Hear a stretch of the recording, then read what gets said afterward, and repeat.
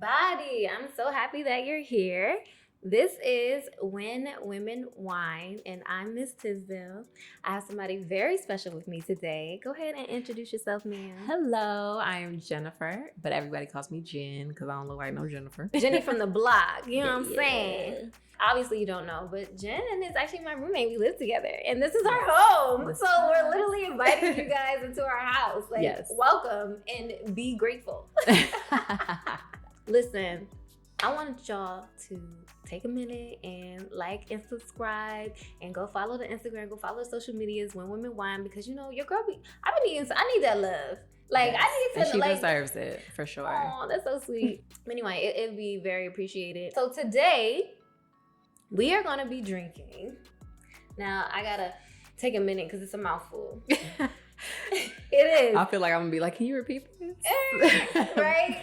So this is Cordon de Fuego, Reserva Especial, 2018 Carmenere. I know what Fuego means. Fuego. And this is from the Maipo Valley in Chile. So I'm not gonna lie. That was a mouthful, and I'll break down what all that means. So Cordon de Fuego is the brand. Reserva Especial is a labeling term for Chile because it's a Chilean wine. From what I did read on the internet, it said Reserva Especial just refers to the level of alcohol. Mm-hmm. I am, learning more about wine and taking classes and things like that. But in my journey, I'm not at that point where we've learned Chile labeling terms. So for Chile Especial, Reserva Especial, that's something that, you guys let me know. Maybe I can learn something from y'all. Put it in the comments. Because I saw that it just referred to the level of alcohol. Like there's a certain level of alcohol that's going to be in this wine when you see that on the labeling term. Okay. So 2018 is always going to be the year that it was harvested. And Carmenere is actually the name of the wine grape. This is a black wine grape. And it's not typical. So like, I'm not going to lie.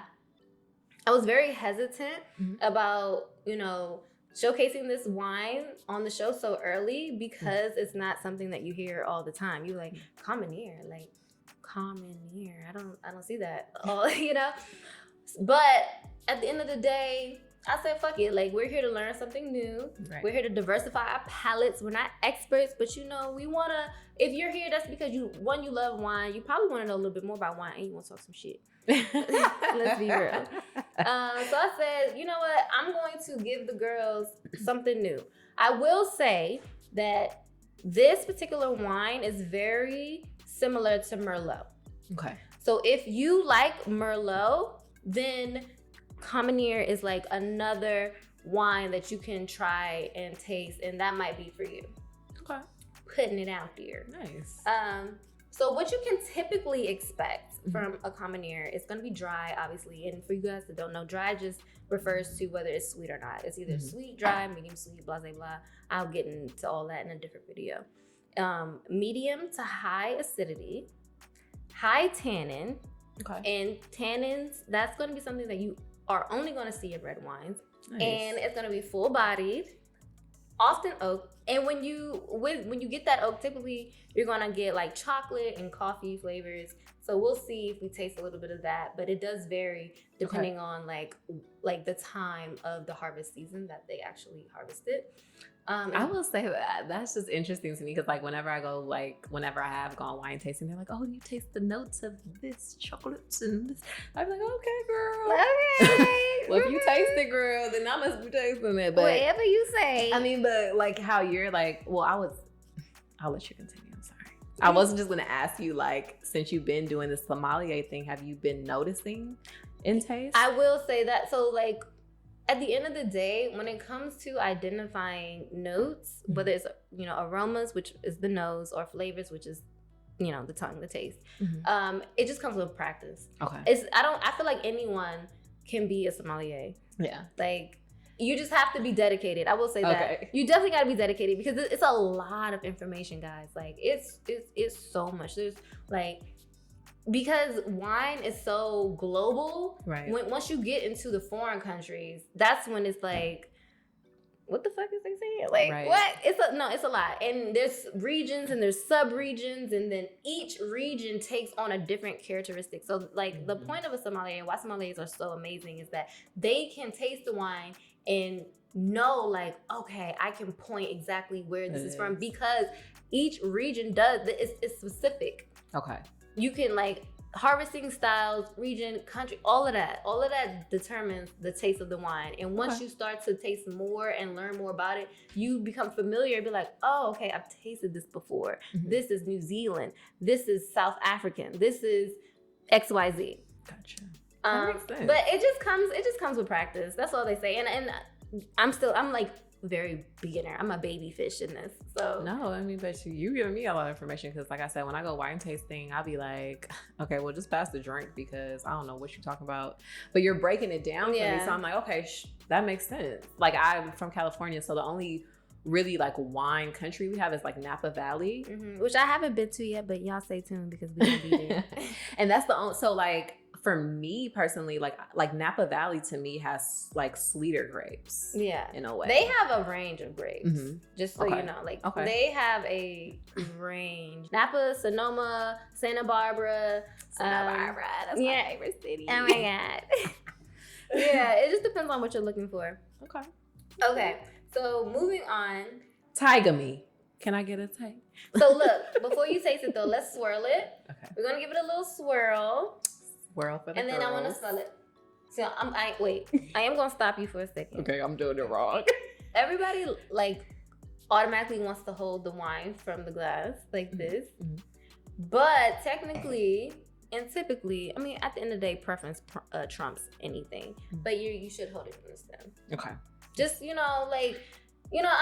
I'm just here to just no, for offer real, wisdom. because this is important. Like, if you go to a business meeting with like your bosses, your managers, whatever, you want to be sophisticated. You got to know what to do. Like, you got to know which salad fork, how to hold this wine. Like, you don't want them looking at you like, oh my God, she's so uncouth. No, like, seriously. she doesn't know how to hold her wine. Like, for real. Wait, like, bitch can't hold her wine. Real talk. Real talk. But I would like the reason why. So there's a specific reason why. Like when you put your fingers on the glass, like when you are warming your wine. That makes and sense. what you want it to do, you want the temperature to adjust naturally. Okay. So this is a full bodied, so you want it to be room temperatured. Okay. You never want hot wine. You don't want hot wine, and you hot girl. Ever. Girl, you hot. Girl, you hot. You hot, girl. So you about to burn that shit up. We finna have a hot girl summer. Shout out Megan. That part, that motherfucking part. Anyway, come on. Okay. All right. So what we're supposed to be smelling with this particular wine, like this brand, this is Cordon de Fuego, guys. Cordon de Fuego, Reserva, Especial, 2018 Carmenere from Maipo Valley, Chile. So aromas in terms of smells, you're supposed to smell violet, blueberry, black plum, and vanilla. And what we're supposed to taste, plum, and then earthiness in the taste. Okay. So let's see what we smell. Like we're supposed to be smelling some vanilla, some plum, blackberry. Okay, you want to swirl it just to open up? I'm gonna open it up, and then. Wait, hold on. That's a lot. Hold on. Spice off rip, like. Yeah. Definitely smell. I do smell vanilla though. Do you? Nobody ever smells vanilla. I just smell the spice. Hold up. This actually smells like a wine that I really like called Menage a Trois. But is it a red blend? It's a red blend. So, okay. Carmenere is typically blended with Cab and Merlot. You will typically see it as a single variety, like, oh, this is a 100% Carmenere that's like from Chile. But people do use it to blend. Okay. It's very common. So, I wouldn't be surprised. I smell smoky. Smokiness. Smoky's good. That's a good note because it's definitely, you get the smokiness from the oak. I feel like every time I've taken a whiff, I get something new. Oh, see, that's why we love wine. Yeah. Like that's I really feel like that's the beauty in wine, because what you realize is like when you really take a step back and you take time to like assess the wine, it just literally takes you on another level. Yeah, no, for real. Versus just pouring it and drinking it. You're like, I don't taste nothing. But it's like, no, there's so much there. You just got to pay attention to it. That's very true. Like, I'll probably eat this with like some cheese and crackers and salami. Because like just the smokiness of it, like I feel like could go well with something like that. Do you smell like the floral notes? Like I do. violet? Like blueberry, the plum? I will say, like, when I kept sniffing it other times, I would get like whiffs of blueberry. You know, this reminds me of like a walk through like a field. You know, like, it really does. Frolic. It's like it's very like I'm in the like forest and it's just like I got a whiff of something like bomb. This is making me feel some kind of way. Yes, it's definitely you know what making this me reminds feel me some kind of of? way. It reminds me of like that pine tree smell on Christmas. Aww. I love the pine, like that smell. I love that. This would make a great Christmas wine. No, for real. Carmenere, guys. I'm gonna keep saying it because Seriously. I want y'all to learn something new. Get your notes out. Get your pen. Get your pad. Carmenere, if you're hearing this, you owe my friend some money, okay? Carmenere is a wine grade. Oh. The brand is Cordon de Fuego. It's okay, girl. And Cordon de Fuego, if you're listening to this, you owe my friend some coins in sponsorship. None of these episodes are sponsored right now, but you know what I'm saying. I'm always open. You could to some sponsor my money. friend today. All right, come on. Let's get to the good part. Okay. We can taste. Let's taste it. So I don't know how you like to taste, but proper way, take a sip, wish it all around your mouth. Okay. So it can coat your mouth. Okay. And then like swallow. Okay. And then tell me what's going on. Tell me what's happening in that Let's mouth. see What that mouth do, honey. I can't say too much. Ooh. Say it. Oh, we whining, girl. This is when women whine, so we whine out. I go.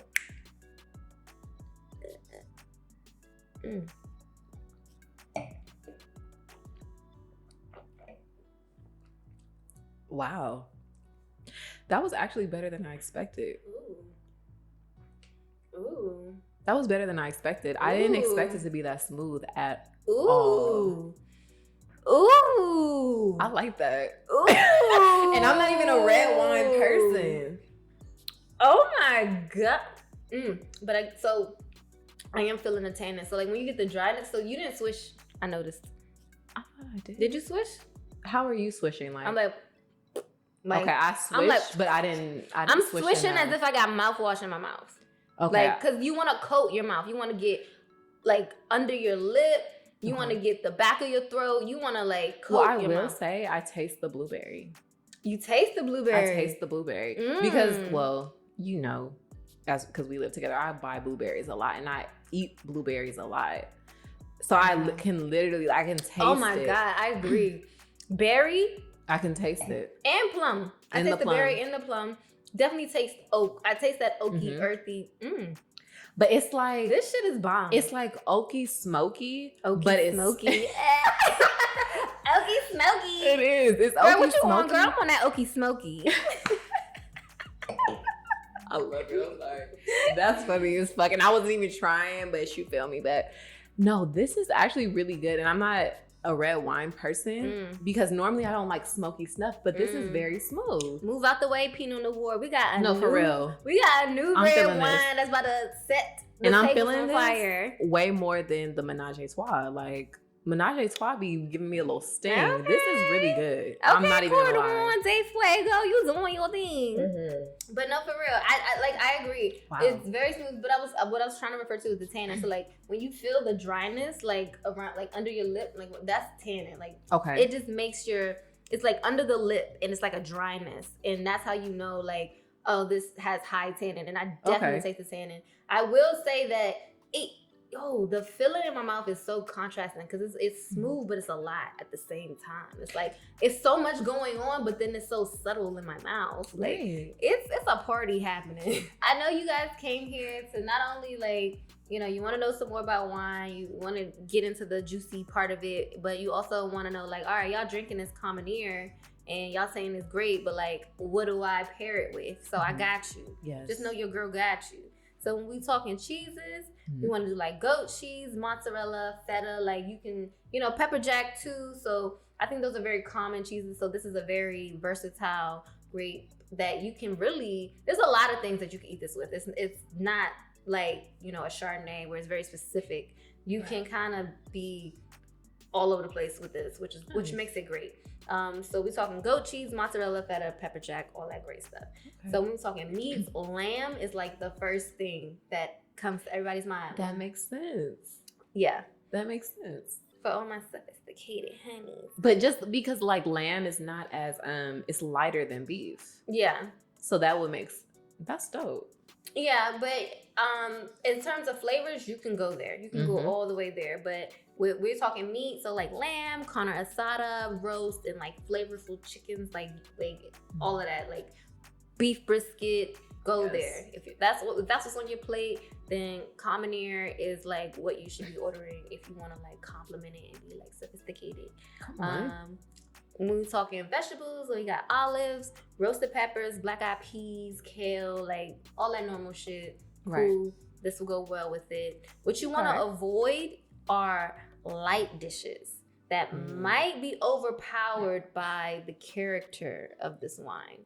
I did see a lot of comments and notes and like articles saying like this is a great table wine, which just refers to like it's inexpensive and it just kind of goes with the flow. Like it's one of them things you can't go wrong, and it's a Merlot alternative. And there we go. Yes. No, I fuck with it. And that makes sense that you said about the seasonings. They need to be just as like pungent because this is like, even though it's smooth, it's still a really good like flavorful wine. You need good flavors to go with it for sure. You want to complement the wine with what it's putting down. You know what I'm saying? This is putting down this is putting down a party in my mouth. Yes. So this should be a party on your plate. Yes. Definitely. All right. So overall, like, is this something that you would buy in the future? What are we rating? Rate the wine. 1 to 10. What you rating it? This is like a 20. I was not expecting this. Like, I want to go out and get this and like cook. Ooh, let me tell y'all, this is Chef Bay right here. This is Chef Bay. Jen be cooking it. I be like, she cooking again. My ass is on diet. She be like, oh, I got something. Like, girl, like I'm doing keto. Like I can't eat that. Should be stacked up in the refrigerator. I'm like, ugh. I know. But I'm like I said, I'm on my fitness goals. Shit. Like, she looks amazing for real. She would looked amazing before, but you can always be better. I mean, I don't even know how she do it. I didn't even know she could squeeze extra fine into her. So, oh, that's so sweet. We both look good. All right, guys. So listen, when women whine, women put it all out there. I'm talking about like all on the table. Like you get some women and some wine together. Like ain't no telling what's gonna happen. No, but that's just facts. But today, what I want to put on the table and what I want to talk about is just like the gifts and the curses of just being a woman as a woman. So I want to get into that. I'm probably going to say this a million times on this podcast. I love women. I love myself. I love being a woman. I love all of that. But first, like, I want to hear from you. So Jen, like, tell me, like, what are your things? Like, what do you love about being a woman? I really love the fact that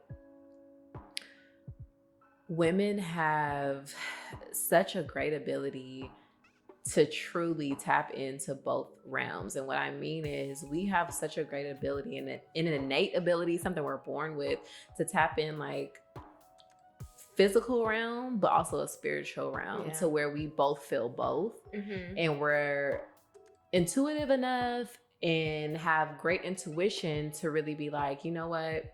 It's a bigger picture to what's happening. And that's what I do love about us. We always have like an idea of like, you know, there is a bigger picture. Like this intuition. Yes. We have this intuition and this like just this deep connection to, I guess it's the universe. Yeah. And I feel like we're divine. Back it up. We have a divine. Yes. This divinity about our spirit. Literally. It's like, it's like being connected to the earth because, you know, I mean, literally like every scenario I can think of in my life, and even when little things happen, like I'm always thinking about two sides more than I'm thinking about just like one, you know what I mean? So I will say that's the blessing about being a woman. Like we will look at the bigger picture, you know, and look at all sides and all angles before we like dive in and like make a decision. I like that. So I'm with you. I feel that nurturing spirit from us, and that was something that I feel like that women offer. Like we're just naturally nurturing. I love every bit of our curves. I don't give a fuck. They small curves, little curves, big curves, swirly curves. Yeah. Like our like we're just sexy. Like everything about being a woman is just sexy. I like our vulnerability. I like our sexuality. Like what is more sexier than a fucking woman? Yes. Like, please tell me. Somebody tell me what's sexier than a woman. Like, I'll wait. A black one. Ooh, especially a woman of color, honey. Get you some of this flavor. Come get you some of this flavor. You feel me? And just the fact that we create life. Do you understand? Like, we create life. Mind you, yeah, we need your sperm, cool. But that grows inside of us, and we cultivate that, and we nourish that, and we bring that into fruition. Like we manifest life within inside of our bodies. If that ain't a sign of a powerful being, I can't tell you what is. Like y'all need us. Yeah. And you know, I just, regardless of the good and the bad, I would never trade being a woman for anything. I wouldn't either. I really wouldn't. Lord, I just want to thank you right now. Like, this is a real last prayer. Yes. I want to thank you right now for me being born, the person that I am, the gender that I am, for like just everything that I am, because you know what you're doing. Yes. And I just want to thank you. Yes. I don't ask for nothing else. I love the body that you gave me, love the spirit that you gave me, the mind, everything. And I owe it all to you. Thank you, Jesus. In the name of Jesus, amen. Amen. And I will say that, like, the fact that she, like Kelsey just did that, that's something that we as women need to do for ourselves more. Like, really appreciate where we are. We are divine beings. We're strong beings. We're the ultimate beings at the end of the day. And, you know, I feel like any group, whether we're talking race or gender, any group that people, that the masses are trying so hard to control, just speaks to the volume of the power. Yeah. So minorities, we talking women, we talking women of color, all of that. Like the reason why people try so hard to suppress us and to suppress, what we can accomplish and our potential is because we're so fucking powerful. And that's why you just gotta like see past that shit. Yes. That's why we gotta like weed through the noise and just get past that. Yep. You know what I'm saying? So like, come on, let's do it. Yes. Wake up, honey. Wake the fuck up. Wake up. I absolutely agree. And even just to like piggyback off of that, I think it's, like that self-love for sure is important. For sure. You got the LA coming out. For sure. That is so important because it, it reflects in everything you do. Real talk, like your relationships, all of those things. And I don't know if you saw that recent clip of April. What she said was so real, so authentic, and so raw. And basically, she was just saying like, women need to be appreciated so much more because, we have like, there's men in our lives and all these things, whatever. We take care of kids, we take care of the household, all these things. But now women also have to be 50-50 when it comes to working. Right. You're working, you're taking care of the kids, you're cooking, you're cleaning, you're doing all these household things, making sure that the house is taken care of. So when your man comes home from his 9-to-5 or his business, he could just chill out and drink a beer. Okay. Ooh. But the thing is, like how she was saying, I feel like men, and I feel like, I don't think this is something that you guys purposely do. I think this is just kind of like things that have just gone on for so long that men just innately do. They come home and we get the short end of the stick of their emotions, of their happiness, of everything that went on at work. But I'm still showing up and giving you my all, even though I had to take care of these kids. Ooh. I had to cook, I had to clean, and I still had to work a 9 to 5 to help provide for this family. And who is giving me that emotional stability? Because you know that these niggas, like they need help even learning how to navigate their own emotions. So now I gotta be your mom. Literally. So it's like, I just feel like, men, you guys have to tap in more to what like women really do. Right. And it's crazy because we're at this point in our lives where we're just like, oh, wait, we put providing over everything that affects who we are as human beings. Yep. It affects our minds, it affects our hearts, it affects our mental space, like our mental health. And honestly, like even not us specifically, but women in general are also a culprit of perpetuating that idea. Yeah. When you go out and say like, oh sis, if he ain't doing this, if he ain't doing that, you putting like it does fuck with their minds. Like men think differently than we do. Like their egos, come on now. Like we know, girl. Like they need their ego stroked. Like they listen to what we're saying. They hear that shit and they take that shit in. Like this very small population of real men who can weed through that. So that just goes back to like when we as women also feed into that narrative, we don't help ourselves. And I've been a victim of being wrapped up into the hype too, because we're human. I'm human. Humans are flawed, like regardless of what you think. Like with all our divinity and everything that we can embody and everything that we can accomplish, like at the root of it, there is another evil that we're fighting that we can't control. We just can't. Like whether that comes in the form of aggression, whether that comes in the form of anger, whether that comes in the form of uncertainty, like there's just always going to be something that we are battling, and it's just what we have to deal with as humans. But it does help to at least try to be self-aware and then to catch yourself when it's happening. Because it's already hard enough out there to be a woman. Like at the end of the day, there's a fucking enormous wage gap. There is a lack of protection for women, especially for women of color. Like, and let's not get into the domestic violence conversation.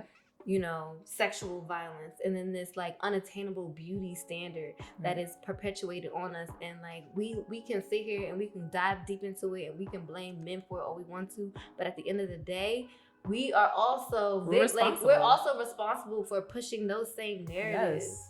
Because you know, I don't know why. I guess I'm still trying to figure it out. Like I think it's like acceptance. Like, you know, people want to feel accepted for sure. They don't want to be left out. You know what I mean? Like I could say for me, like that was my issue in the past. Like when it came to like going out and doing all these things, it was just like, okay, well, I'm accepted. Cool. And I like to continue. I love that I was continuing to feel accepted, but I was accepted in the flesh, but in my heart and in my spirit, like it was diminishing. Ooh, girl, I'm sorry, I'm gonna have to clap that. Honestly, it was really diminishing. Seriously, I feel that like I've been accepted in the flesh, but I have not been accepted in my spirit. Yo, I'm sorry. And that's Jen. I think that is literally like the essence of what I've been going through in my entire life. Like always accepted. Oh, girl, you gonna get me crying. No, don't cry. No, because that's something that's so important to me when it comes to relationships. I'm very like a stickler in knowing the spirit of a person, like their heart. Yeah. Because like I know how I am. Like I do have a big heart. Like I'll give my heart to somebody who fucked me over. Like, you know, not intentionally, but just because I feel like, you know what, this is just the right thing to do. And I feel like they'll probably learn a lesson from me doing this.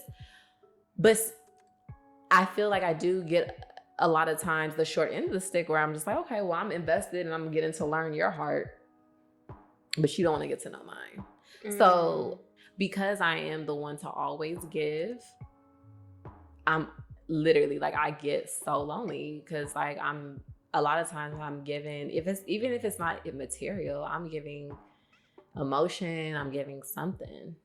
But why not? Why just save all that for yourself? Because that's a part of my purpose. You think your purpose is to give? No, that's for sure a part of my purpose. If 1,000% is just because like a lot of the stuff that I've been through, and it's crazy. It may sound crazy, but like even like after I was in a really bad domestic situation, so you want to talk about even in court, yeah, it's fine. Like even going through court, getting a restraining order, all these things. In court, I literally looked at him because you get to, you know, talk to the person. I looked at him, I said, listen, I don't have no bad blood towards you. I love you with all my heart. All I could do is pray for you. But that for me is something that I needed for me to feel, for me to really get over it and to be like, you know what you did to me doesn't make me who I am. Yeah. It makes me stronger and better because, dog, like, I came out tough. Like, you know what I mean? Like, I have scars on my back still. You know, like, there's a scar under my eye. Like, you know what I mean? And I came out really tough. I could have been dead. That's why I feel like mental health is very important. Me and him were two very different type of people. Mm-hmm. You know, he grew up in the hood. I grew up, went to private school, have a good little family structure. The structure wasn't perfect, don't get me wrong, but it was better than what he had experienced. Yeah. So a lot of what I experienced in my abuse was him being jealous of me having such a cohesive family. Him being jealous of the fact that I was getting higher education. I was improving myself. Yeah. And I want to say this because I know a lot of women deal with this. I grew up in such a religious household that I felt that me leaving him was something wrong. Wow. That me not helping him and him abusing me and me being like, oh, I can't take this anymore. I felt that was wrong because I grew up in such a religious household that says, no, God would never leave you or forsake you. Well, guess what? I'm not God. I have a spirit and I have flesh and I'm out. You feel me? And like, once I really got to that you guys, I'm just saying this because I don't want it to get this far. He played Russian roulette with my life.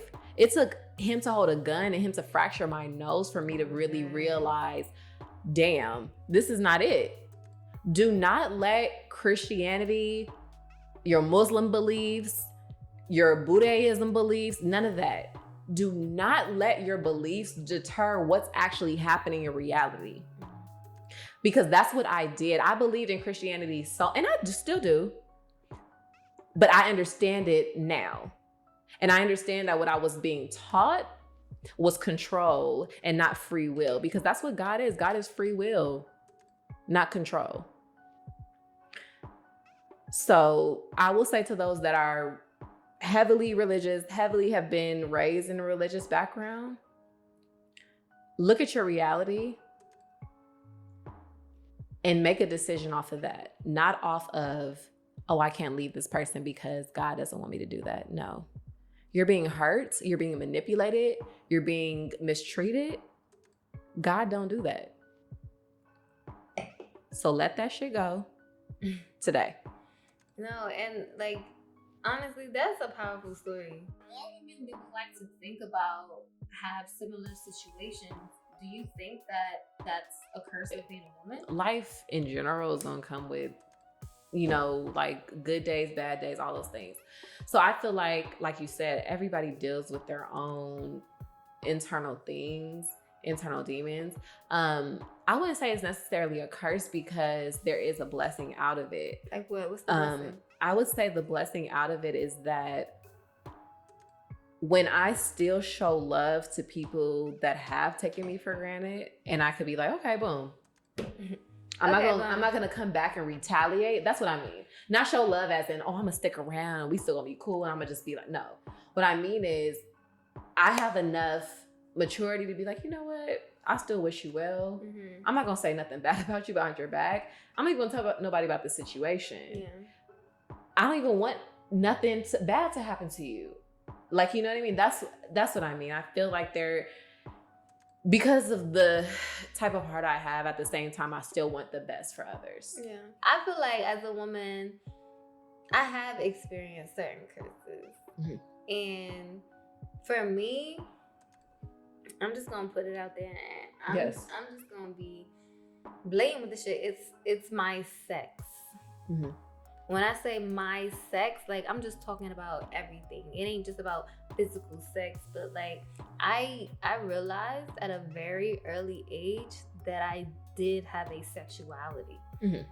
Probably sooner than I should have. Same. And not to get super deep, but yeah, let's get deep. Like that's the whole conversation too about women of color and how early that we are sexualized. And when I read about it, because I do read about it, I read a lot of books, and when I read about it and when I see people put it in like a statistical context, I'm like, I don't feel like a statistic. And it's hard to read in a sense because it's like I don't feel like a victim either. Right. But I was introduced to sex very early. At this point in my life, my sexuality it feels like something I was born with. But then when I look back into it, it's like, well, you know, like there were things that like I probably shouldn't have known, that I probably shouldn't have seen, that I probably shouldn't have did, that affect the way that I am. Like, but at the same time, when we're talking about an aura, because my sexuality is an aura. It's something that I can't help. It's something that I can't control. Like, I don't care. It's something that it's something that I love. Mm-hmm. It's something that I know specifically as a woman is a gift and a curse for me. Mm-hmm. It's a gift because like, it makes me feel alive. It gives me everything that I'm looking for. Like, I am somebody that I'm not gonna lie. I love attention. I love to feel desired. I love like the seduction. I love all of that. But do I love those things because I was I'm not even gonna say the word victim. Or because you were sexualized early. Mm-hmm. But that don't even feel right to me to say. Well, I mean, I think that's, it's just something for you to dive into because it could be something that is like a blockage for you that you may not understand. And it's like, okay, what is it that I need to like overcome or get over so that I can understand more of what I personally need? Let's just say, right? Let's just say that I was sexualized early and I've experienced things early from people around me, right? I still wouldn't choose to be anybody else. Like I love who I am. I love I know it's not a problem, but it's just like, I still wouldn't take it back because what's the alternative? Okay, I was sheltered and I didn't know. And I'm this standard of, this is what a girl's supposed to be. You're supposed to be this, you're supposed to be that. You're not supposed to enjoy sex, love sex. You're not supposed to indulge in sex. You're not supposed to enjoy that motherfucking shit when you know what I'm saying? Like, what's the alternative? Right. No, but see, just how you're saying, like, you feel like your curse is still like a great thing for you. My curse is still my gift. That's exactly. And that's what I'm saying. That's how I feel too. Yeah. And I don't think it's a bad thing, but that's a great thing that you understand that about yourself. Right. You know what I mean? Because most people don't. Like, they be so clouded by whatever might have happened in their past that they can't even talk about or, be vulnerable about things, or even just say, hey, I have to sit in my room to really like collect myself sometimes. Yeah. I mean, I will say this.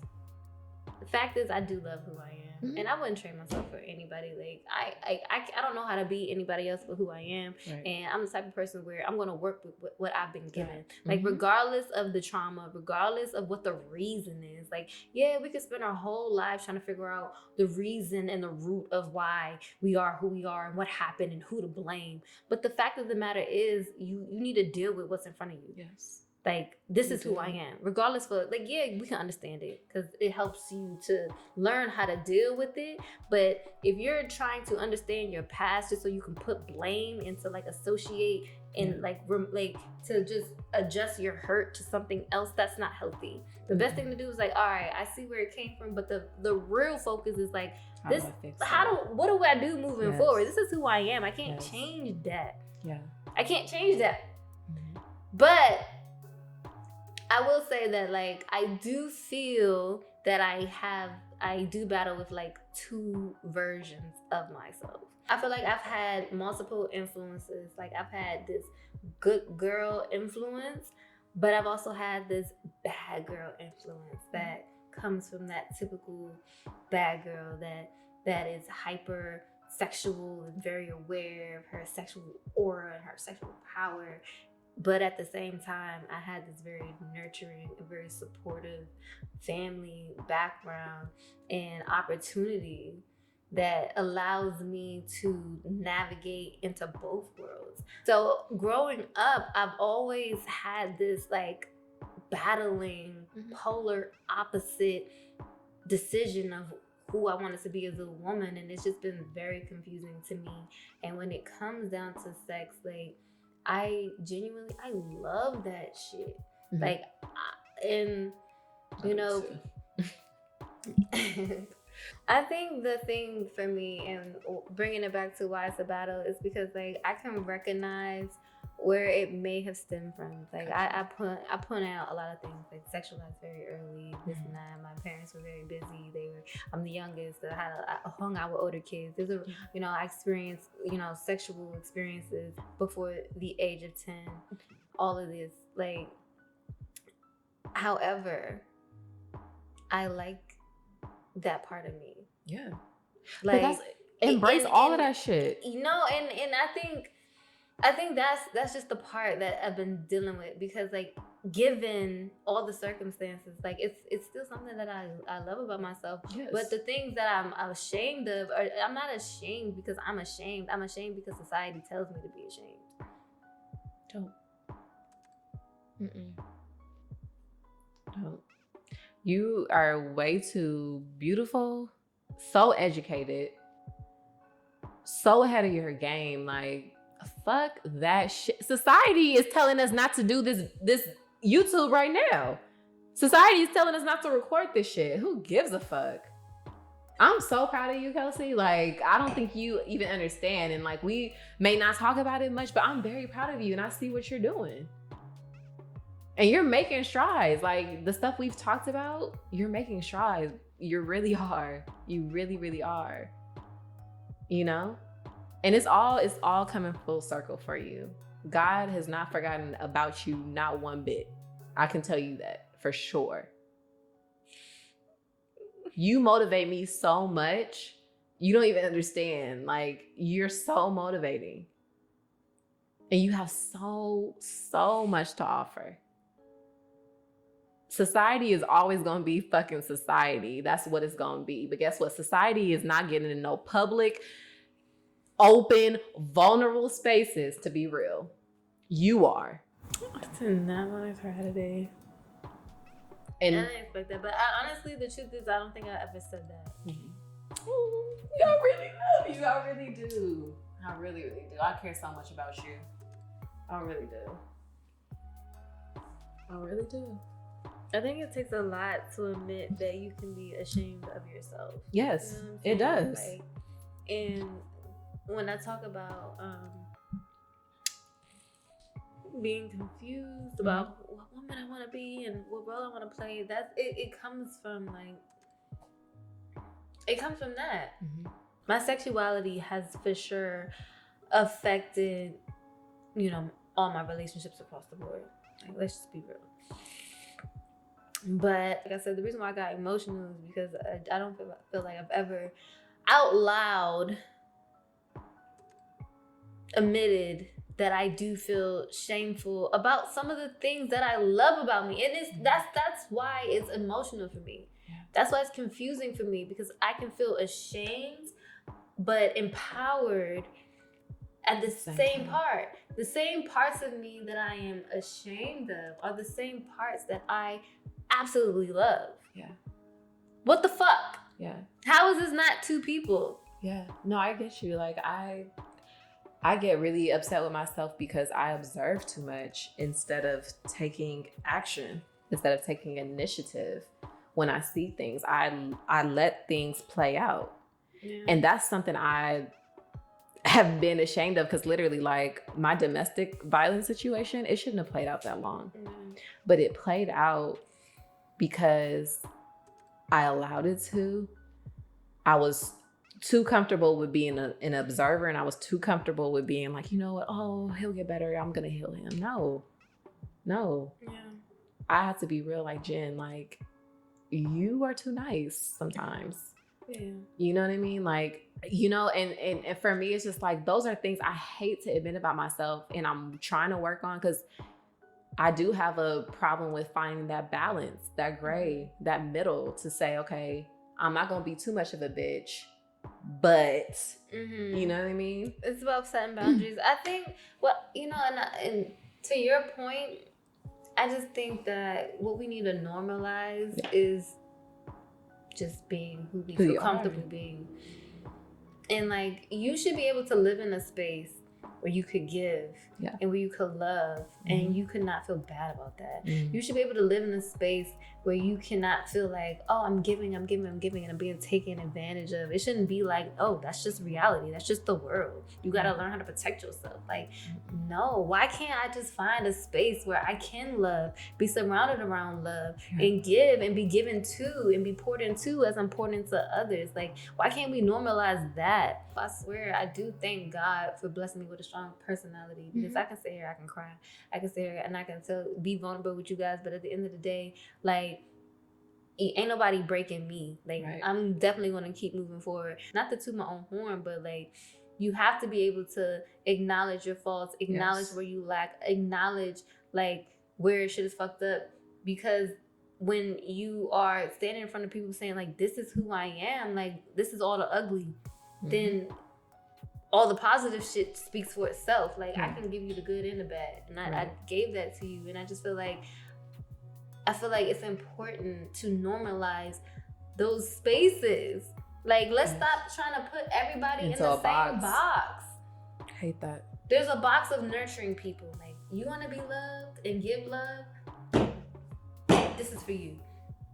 If you want love in a different way, if you want to be sexy, if you want to experience humans and bodies, and like, this is for you. And you not be, we're not shaming you for it. You're not lacking. You're not fucked up. You're not passive, or you're not a fucking doormat for all these negative connotations that come with being a specific way. If you don't fit into this mold of society, oh, you're cute, you're a bad bitch, this is what you need to be doing. It's like, no. Like, we're human. You can't put us in a box. We're a range of people. We're a range of emotions, and can we just normalize that? Yes. I want to be powerful, sexy. I want to be smart. I want to be fucking sensual. I want to be open. I want to be ambitious. I want to be all the things that contradict each other. Yeah. And really, that's just the base of who I am. I'm just a walking contradiction. But can I tell you something? And not even to, because y'all clearly see that I love spiritual stuff. Not even to take you back here, but if you notice in the Bible, that's what God does with most people. Like, they come and it's not even a full package. It's a rundown package. But I'm just saying, like, you know, for example, like a lot of people have been comparing Kanye to David in the Bible. Like, David was a fornicator, a liar. He was killing Christians. And all of a sudden, this nigga had a dream and became full-fledged a follower of God. But I'm just saying all that to say is, God will use anybody. He will use whatever you got. He will use whatever I have, whatever any of you guys have, to tell a story, to better your life, and to basically help and elevate who you are as a person. So whatever damage, baggage, whatever you got going on, it's okay. Like, it's okay. Accept that shit. Like, I'm still working on shit.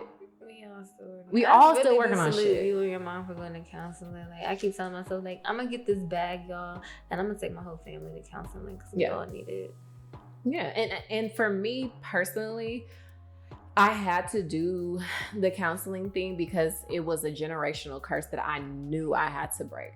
And I was not going to continue on in any relationships, have kids with any of that if I didn't mend that. We have to give her claps for just recognizing and addressing generational curses, especially within women of color. Yes, like, it's real. We just kind of let shit rock and we do accept things for what they are. And that ain't what it is. Yep. I love you so much. This is so dope. I know. This was everything. No, it's real talk. Everything. I literally, like, you taught me some shit that I'm like, damn, I need to put this in my pockets. Like, I need to take this home with me and meditate on this because, yes. No, but that's just so real because at the end of the day, this is why I love women. This is why I want to do this podcast. This is why I want to have these intimate spaces, intimate conversations, because at the end of the day, like, when you talk to women and y'all on the same page and y'all, like, leave all the bullshit at the door, you grow, you connect, you feel empowered, you feel that support, and that's what you're supposed to get from one another. And I feel like in order to combat these, like, societal stipulations, the societal standards, we need to decide what we think, what we want, who we are, what our behaviors mean. Right. We for so long have let men tell us what our behaviors mean. Right. And it fucks with us mentally. Like, let's be honest. Like, any woman out there judging me, I'm telling you right now, those judgments are coming from a male perspective. Because we are complicated, we are versatile, we are, multi-talented. We got so many layers to us as women, and especially for women of color, like, y'all, we gotta come together. Like, that's at the end of every episode. That's probably going to be my message every fucking time. That we just gotta support each other. We really gotta be there. We gotta band together because, like, we don't even realize, like, how our fake ideas of how we're supposed to be affects us as a whole. Even yourself personally.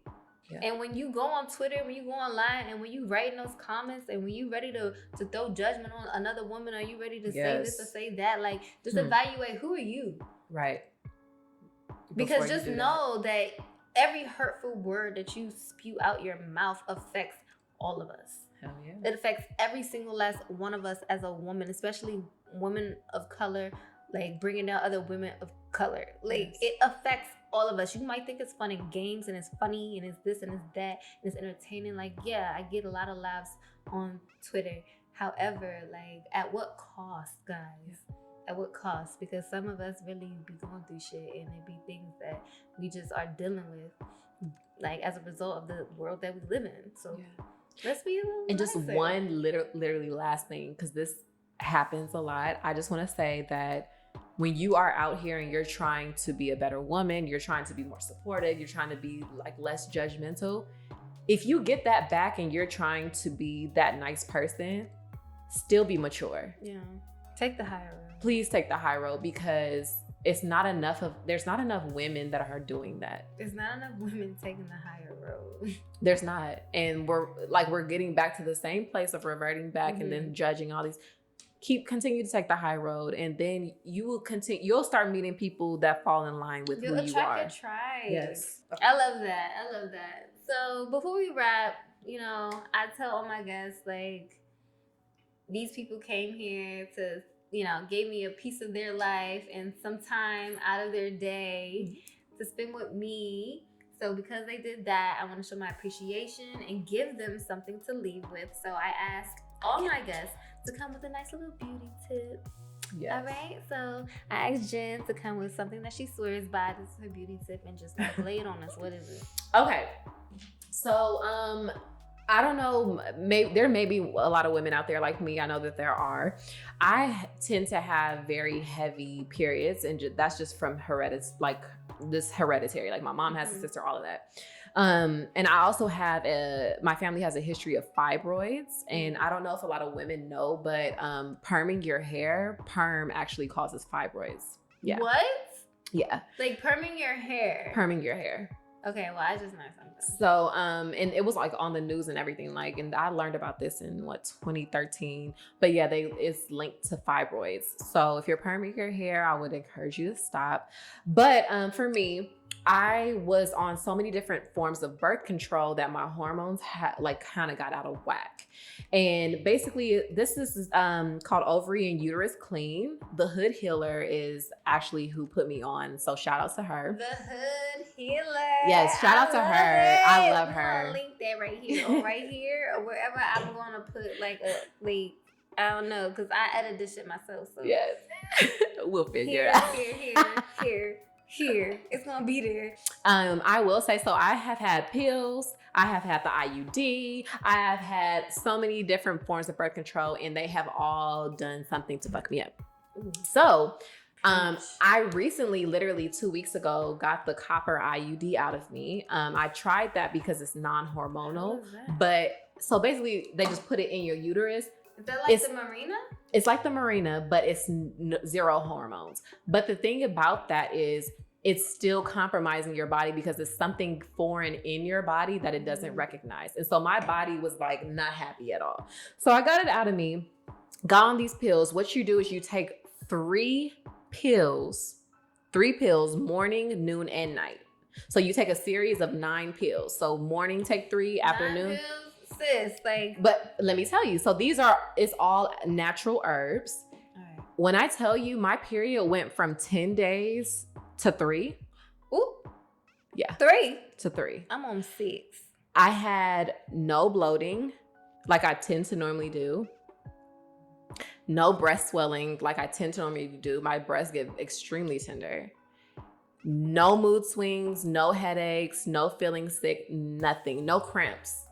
Literally not a cramp in sight.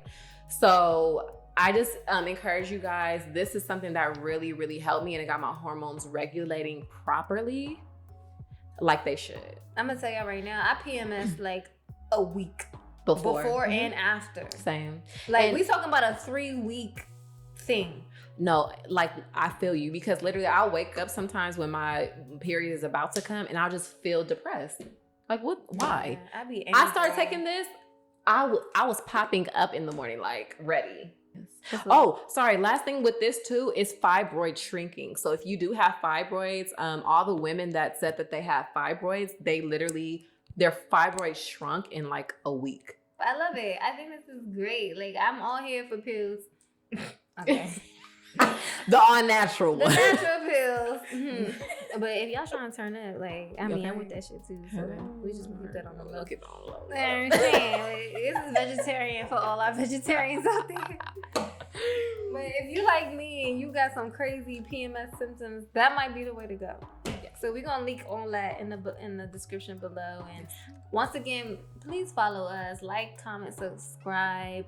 You know, go follow us on Instagram and Facebook, like When Women Wine. Like that's just what it is. If you want to talk to me, info@whenwomenwine.com. Like that's just how you reach us. And I just want to thank y'all for being here. Yes, like, thank you for having me. Bomb.com. Yes. Give it up for Jen. I appreciate you, girl. It's Jennifer. And until next time, I love you guys so much. Bye.